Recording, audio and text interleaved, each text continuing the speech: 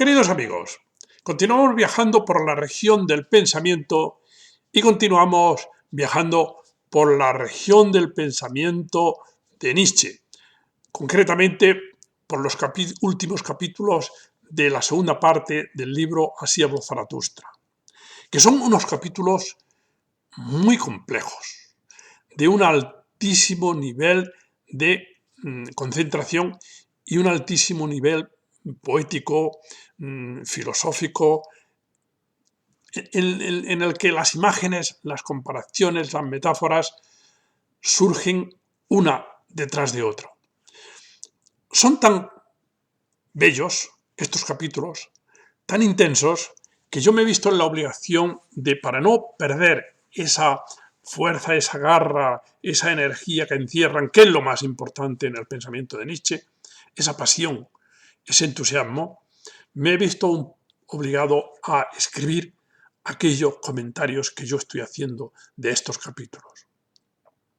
No había pasado antes cuando explicaba a Nietzsche, pero he pensado que si lo explico de memoria va a perder esa fuerza, esa garra, esa energía, ese contacto íntimo con el pensamiento de Nietzsche. En este capítulo, que se llama De la cordura respecto a los hombres, Nietzsche se encuentra, cuando escribe esto, se encuentra que lo escribe entre el 25-26 de junio hasta el 6 de julio del 1883, está en la Alta Engadina, en Sils-Maria.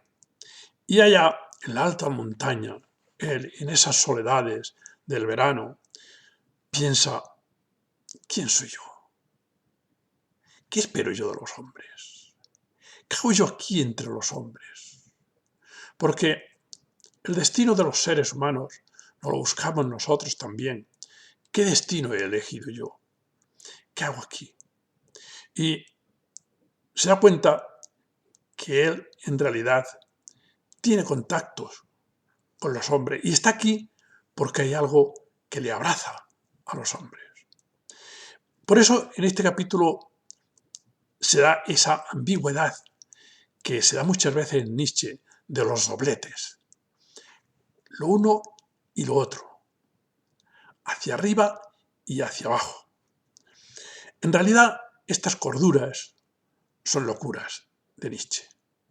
Y están descritas con una tensión psicológica muy intensa, pero al mismo tiempo están escritas con un poco de sentido del humor, también en este capítulo. Es un capítulo en el que la estructura arriba y abajo está muy presente. La altura y la pendiente. Esto es lo terrible. Esta idea en Nietzsche de ese doblete está de forma muy presente en todas sus obras. Por eso yo he dicho alguna vez que no es tan distinto Nietzsche de lo que era Platón. En Platón existe esa alma y ese cuerpo, y ese alma con las diversas partes, en las cuales hay siempre una tensión de los dos caballos que tiran hacia arriba y hacia abajo. Y en Nietzsche esto se da, pero yo creo que es una realidad. Los que nos hemos dedicado a la enseñanza sabemos que un alumno puede ir hacia la pendiente o puede ir hacia arriba. Por eso el tema es el tema de la doble voluntad. La doble voluntad. Pero ¿cómo conseguimos que esa doble voluntad actúe de manera que se vaya hacia la grandeza? Aquí está el misterio. ¿Qué hacer y por qué unos tienden hacia la grandeza y otros tienden hacia la pendiente? Hacia abajo y hacia arriba. La mirada y la mano. La mano que está como algo concreto, como algo físico, y luego la mirada que se eleva. La mirada que se coge a las raíces de los árboles, la mano y la mirada que sube hacia arriba. La altura y la pendiente. El vértigo de la doble voluntad.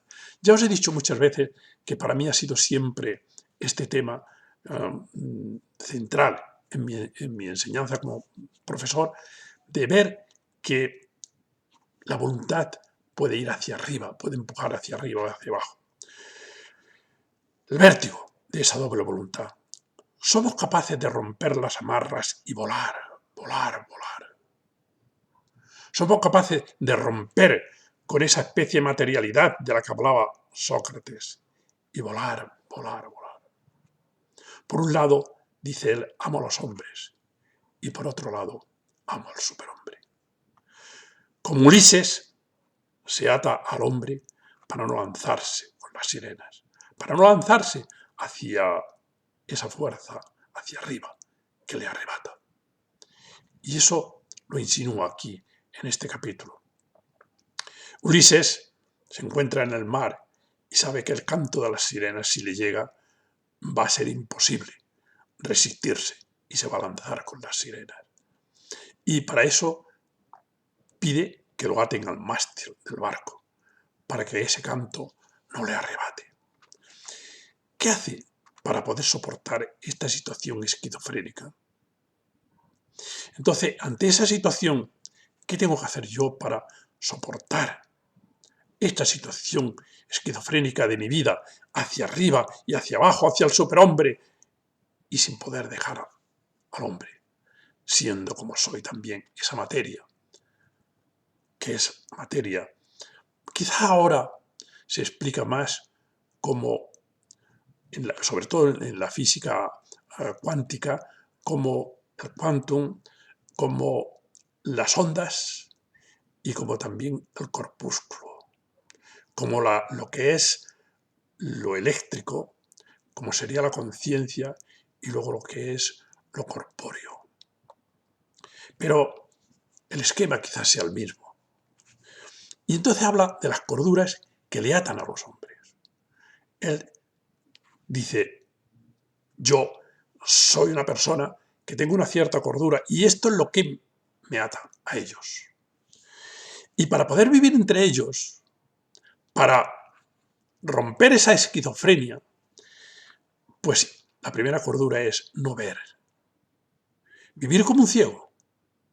Eso nos pasa muchas veces. No veas las maldades. No ver las maldades. No querer ver lo que son los hombres. No querer ver sus maldades. En realidad es que muchas veces vemos lo que queremos ver. Yo, que me han operado hace poco de un desprendimiento de retina del ojo izquierdo, que es con el que veía mejor, cuando estaba allá, que no sabía cómo quedaría la operación del ojo, que es una situación muy angustiosa, pensé, ¿qué es lo que quieres ver cuando vuelvas a ver? Y llegué a la conclusión de que solo quería ver, y solo quiero ver, la belleza y la bondad. Y la verdad es que creo que me han dejado de esta operación bastante incapacitado para ver otra cosa que no sea bondad y belleza. Incapaz de ver la maldad y la fealdad. Sí, no querer ver las maldades del hombre. Es lo que dice aquí Nietzsche. En segundo lugar, podemos intentar no conocerlos, cubrirse con una tiniebla que los envuelve. Cubrir a los hombres con una tiniebla y no conocerlos. ¿Para qué quiero yo conocer a los hombres si voy a ver esta especie de maldades entre ellos? Bueno, Nietzsche también tenía esa capacidad de ver la bondad en los seres humanos, pero lo refleja en el superhombre, que es el diseño más maravilloso que yo creo que se ha construido de los seres humanos. Ya lo vamos a ver, que aparece un poco al final del capítulo.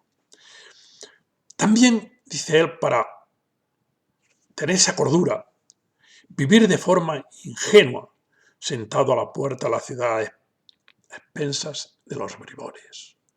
Claro, eso es lo que le pasó cuando estuvo en la universidad. Allí fue ingenuo.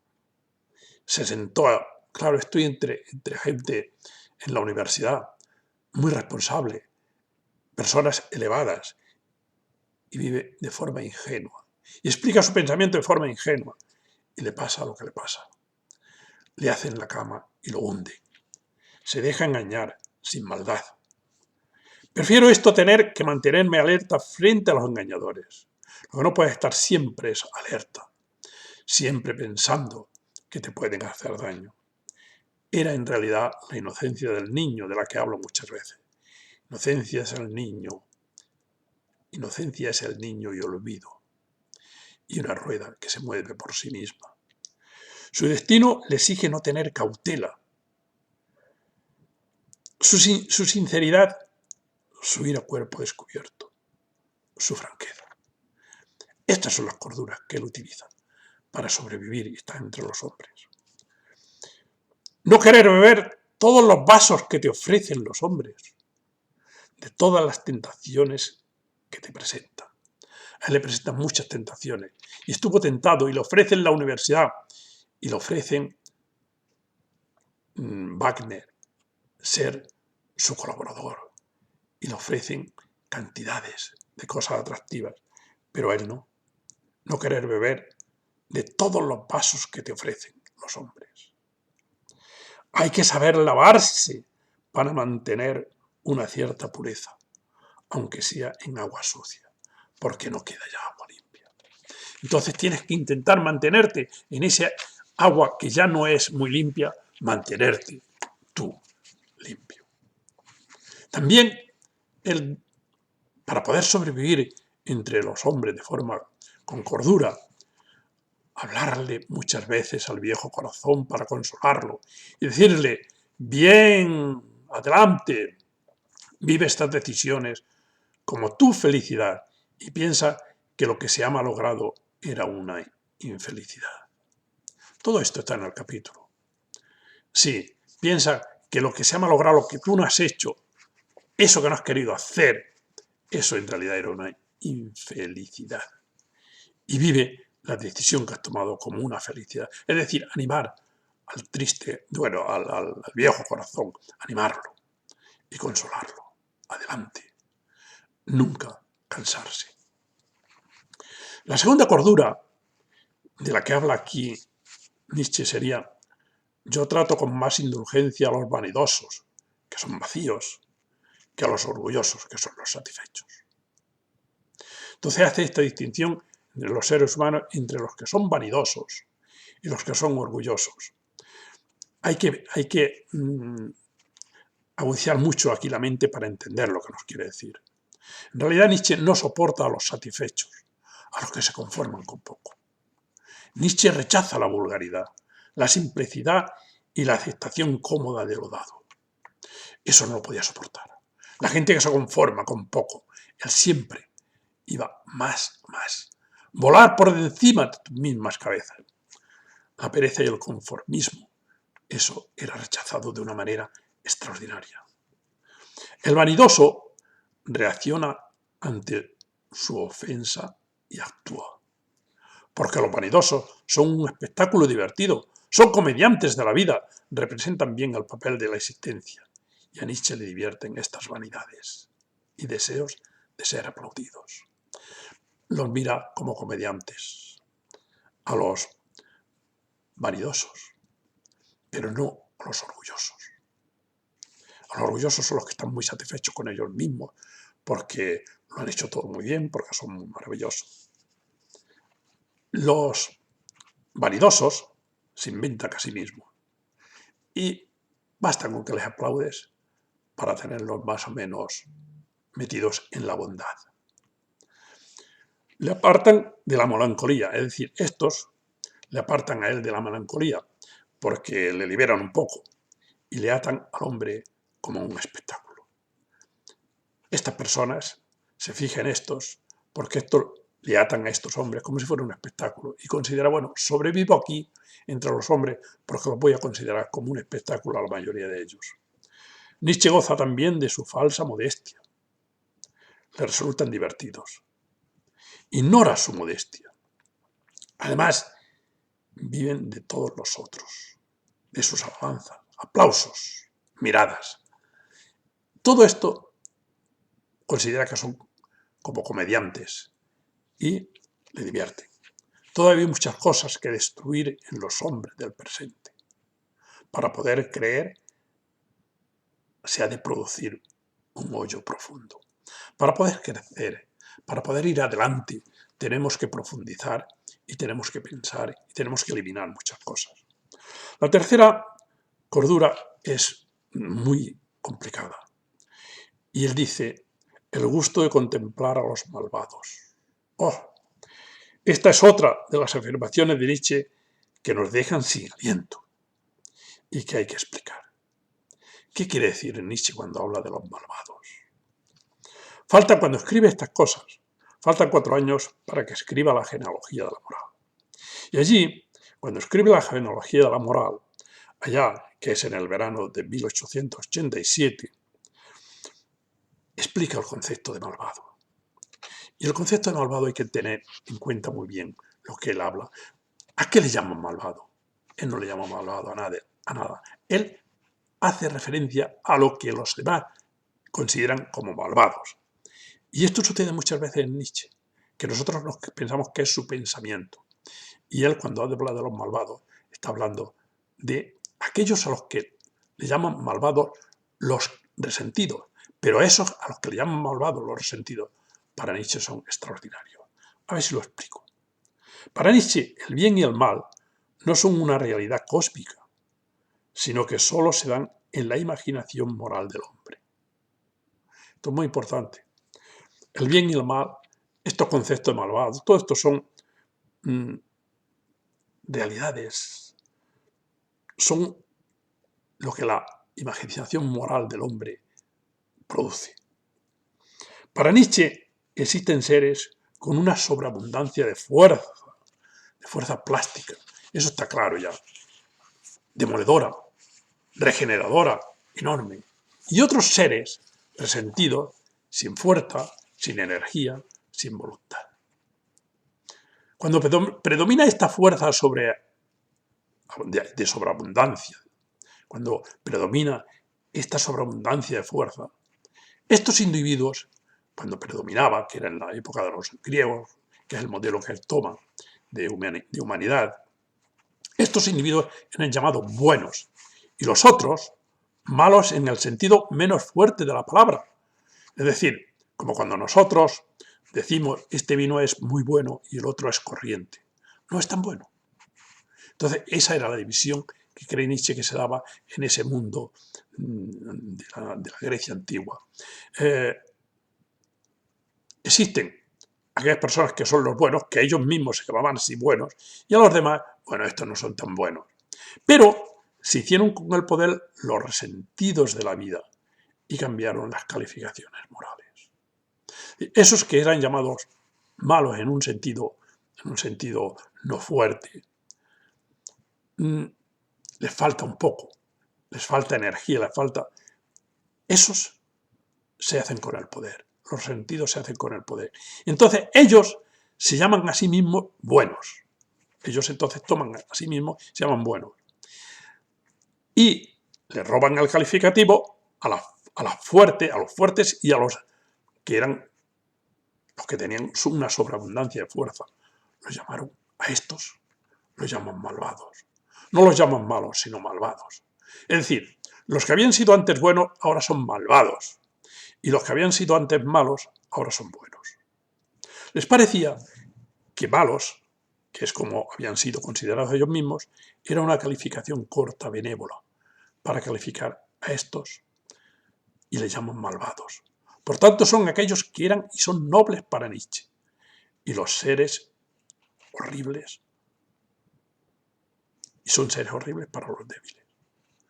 Esas personas de sobreabundancia de fuerza, esas personas nobles, esos han sido llamados malvados. Y son horribles.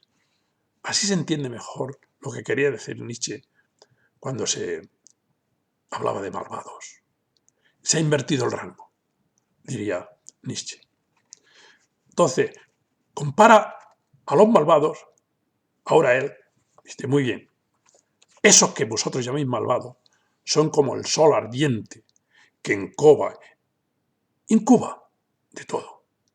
El sol ardiente, tigres y palmeras, serpiente de cascabel, cosas terribles y variadas. A esos que vosotros llamáis malvados son como el sol. con la fuerza del sol. Engendra un poco de todo.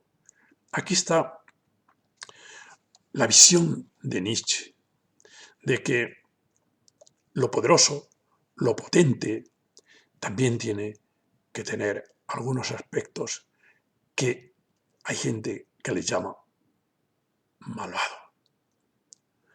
El sol, ¿por qué el sol engendra maldades? ¿Por qué? Que es el tema de la teodicea y que se encuentra también en Nietzsche. ¿Por qué, si existe Dios, existe el mal? Hay muchas explicaciones para ello, pero el sol es capaz de calentar y dar vida y incubar a tigres y palmeras, serpiente de cascabel y cosas terribles y variadas. También entre los hombres hay hermosas crías de un sol ardiente y muchas cosas indignas de ser admiradas en los malvados. Los que han llamado malvados los débiles cuando han llegado al poder. Él mismo cree que ha sido considerado malvado por algunos. Él considera que le han llamado malvado y que lo han considerado malvado y que ese superhombre que él está diseñando va a ser llamado malvado también por muchos de ellos. A estas acciones elevadas, diferentes, creativas, que vosotros llamáis malvadas, les espera todavía un futuro prometedor. Aquí está la posición de Nietzsche, que ante estas dificultades y ante estos análisis, él siempre va adelante. Nunca se queda como, si dijéramos, sin fuerza, sin energía. Nunca se queda engorroñido. Siempre se lanza, siempre sigue con esa potencia de su voluntad. Pero no me asusta lo que penséis, porque yo quiero ir más allá todavía. Nada de serpientes de cascabel. Dragones deben de venir. Superdragones. Muchos soles ardientes que quemen tienen que venir. No, es que de eso que vosotros llamáis malvado, de eso es de lo que tiene que venir todavía más. Porque esos que vosotros llamáis malvados y que eran las personas que tenían una sobreabundancia de fuerza, de esos quedan pocos. Y esos son los que tienen que venir. Eso que vosotros llamáis malvado es muy poca cosa. Estos nombres tienen que venir otros. El superhombre será más original, más rompedor, más transgresor, más creador, más malvado. Porque las cosas que vosotros llamáis malvadas son muy poca cosa. Solo tienen 12 pies, porque en el tiempo y en el espacio son muy poca cosa. Solo tienen 12 pies de ancho y 3 meses de duración. Todavía falta mucho por llegar. Aquí empiezan los diseños de ese superhombre y de ese mundo que sería, según creo yo, tan diferente de lo que es la sociedad y el mundo y el ser actual, el hombre del presente. Vuestros gatos salvajes tienen primero que convertirse en tigres y vuestros sapos venenosos en cocodrilos. Pues un buen cazador debe tener una buena caza. Dice, sí, hombre, sí. Vosotros que sois cazadores, que me habéis intentado cazar a mí, que intentéis cazar todo esto, os vamos a dar de verdad caza mayor. Porque nos vamos a convertir no en gatos, sino en tigres. Vosotros que sois tan buenos cazadores, debéis tener caza mayor y os la vamos a proporcionar. Pero en el fondo, en verdad, dais pena y producís risa. Oh, vosotros los buenos y justos, porque vivís llenos de miedo, miedo a lo grande, miedo al futuro, miedo a cambiar en vosotros, miedo a perder lo que tenéis, miedo a lo que ahora se llama demonio. Tenéis miedo a eso. Además le llamáis demonio. Tan extraños sois a lo grande en vuestra alma, que el superhombre os resultará temible en su bondad. Esta frase es increíble. Esta frase es increíble. Tan extraños sois a lo grande. Vosotros no tenéis grandeza, vosotros sois extraños a lo grande.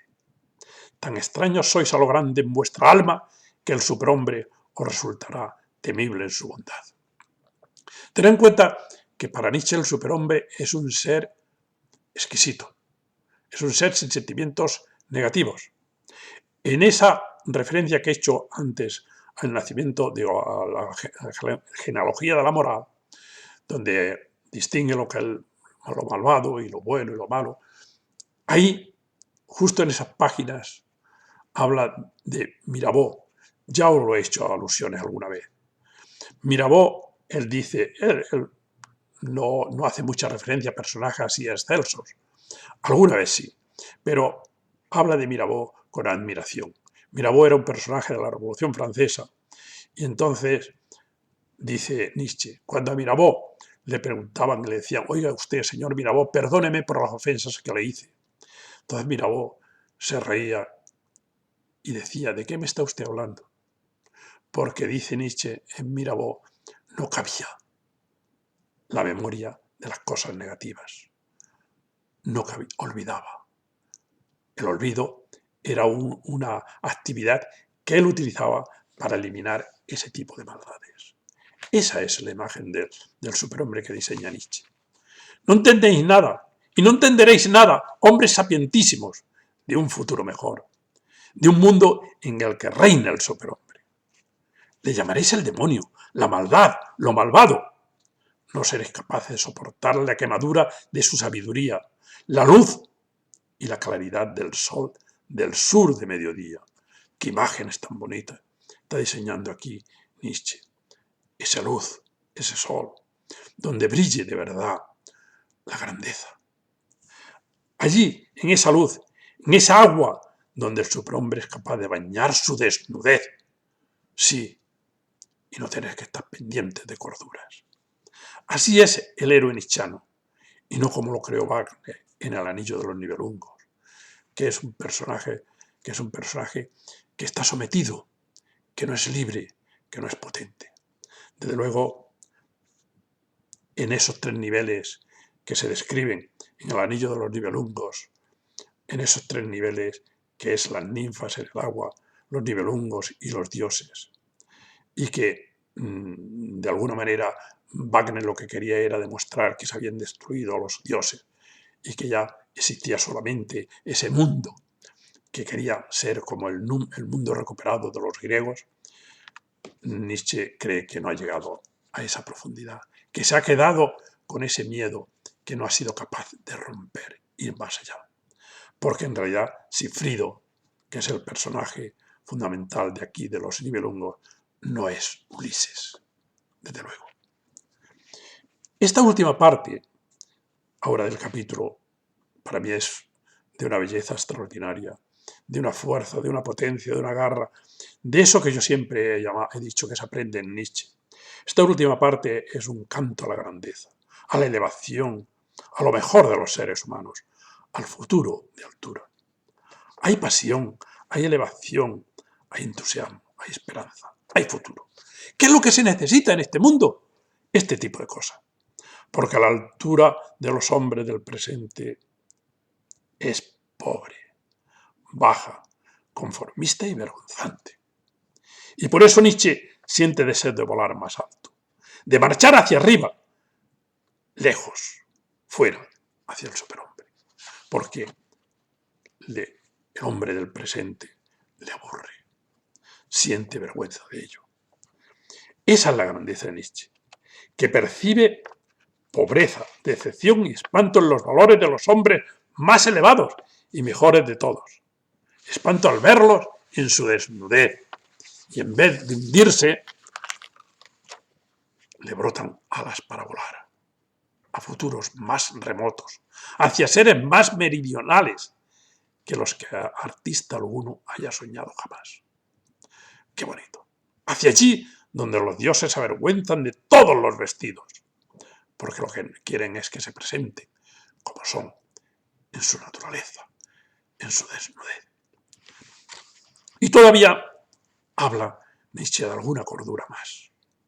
Mas a vosotros, prójimos y semejantes, yo os quiero ver disfrazados y bien adornados y vanidosos y dignos como los buenos y justos.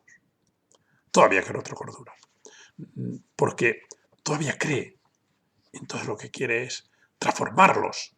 Incluso así, en vista de que no le hacen ni caso, incluso así sigue insistiendo. Y disfrazado quiero yo mismo sentarme entre vosotros para desconoceros a vosotros y a mí. Que seamos como los desconocidos, digamos, pero que somos otra cosa, somos transfigurados, unos transformados. Esta es, en efecto, la última cordura respecto a los hombres. Es pensar que vosotros vais a transformar. Esta es la gran oferta de la filosofía de Nietzsche. El diseño de un futuro cargado de grandeza. Siempre es un lugar de juego y danza. Ese lugar. Un lugar dionisiaco, donde fluyen fuentes dionisíacas de exaltación de lo más profundo del ser, donde uno se olvida de sí mismo mediante la máscara trágica griega. Pero, ¿qué argumentos utiliza para seducir hacia ese mundo? No hay razones. Hay creencias, intuiciones, voluntades.